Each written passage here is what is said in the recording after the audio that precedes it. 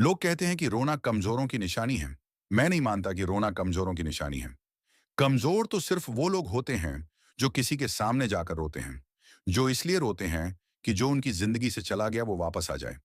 जिस इंसान से तुम्हें इतना दुख मिला, उसके पास वापस जाने के लिए रोना कमजोर होने की निशानी है। इन लोगों को तो एक बार स्वीकार भी किया जा सकता है, लेकिन इनसे भी ज्यादा कमजोर लोग वो होते हैं जो अपनी जिंदगी को खत्म करने के बारे में सोचते हैं। इन्होंने तो कभी लड़ना ही नहीं सीखा और न ही कभी किसी लड़ाई में कदम रखा। इसलिए जब जिंदगी इन्हें धक्का मारकर लड़ाई में भेजती है, तो ये लड़ने से ज्यादा मरना पसंद करते हैं। मैं खुद इस फेज से गुजरा हूं, इसलिए बड़े ही करीब से इसके बारे में जानता हूं। जब एक सेकंड भी एक घंटे के बराबर बन जाता है, तब कैसा लगता है? जब फोन की एक नोटिफिकेशन भी दिल की धड़कन बढ़ा देती है, तब कैसा लगता है? जब खाना हलक से नीचे नहीं उतरता क्योंकि दिमाग ओवरथिंकिंग में फंसा होता है, तब कैसा लगता है? जब ऐसा होता है तब कुछ अच्छा नहीं लगता। उस वक्त हमें हमारा कोई दोस्त चाहिए होता है जिसे हम अपना दुख सुना सकें। उस वक्त तुम्हें ऐसा लगता है कि सारी गलती सामने वाले की है। नहीं, ऐसा नहीं है। इसमें ना तुम्हारी गलती है, ना सामने वाले की। जो भी हुआ वो प्राकृतिक था। अगर यकीन नहीं होता तो ये बताओ कि अगर शेर ने हिरण को मारकर खा लिया, तो इसमें किसकी गलती है? किसी की भी नहीं, क्योंकि शेर के पास कोई विकल्प ही नहीं है।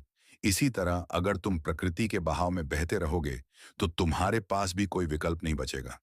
इसीलिए मैं कहता हूं कि जिंदा हो जाओ।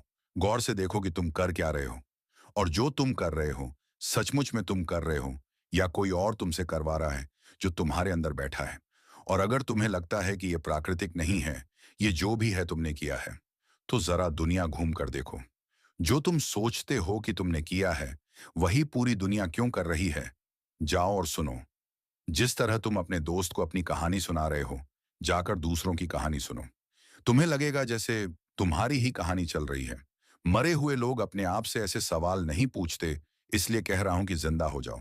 प्यार सूरमा लोग करते हैं। जो मन से ताकतवर होते हैं वही प्यार करते हैं। असली प्यार जिंदा लोग करते हैं। कमजोर लोगों के लिए प्यार है ही नहीं, और कमजोर लोग जो प्यार करते हैं वो प्यार होता ही नहीं। ब्रेकअप मेरी जिंदगी का वो पॉइंट था जहां से मेरी जिंदगी को नई दिशा मिलनी शुरू हुई, और मेरे अंदर कोई तो था जो मुझे जिंदा करना चाहता था। मैं उसी को भगवान मानता हूं। अब मैं वो गलतियां बताता हूं जो मैंने कभी नहीं करने दी। पहली गलती यह है कि अगर तुम अपनी बात किसी को बताना चाहते हो तो बताओ, लेकिन उसके सामने रोना मत।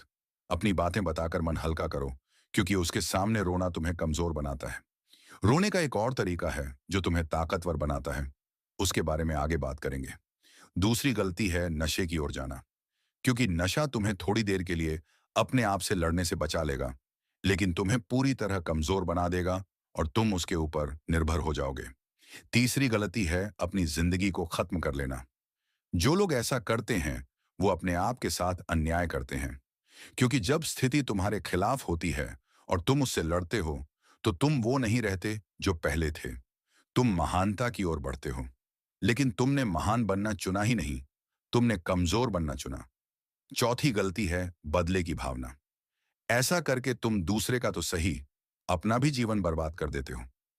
अब सुनो कि तुम्हें क्या करना है। असली योद्धा वे होते हैं जो अपने आप से लड़ते हैं।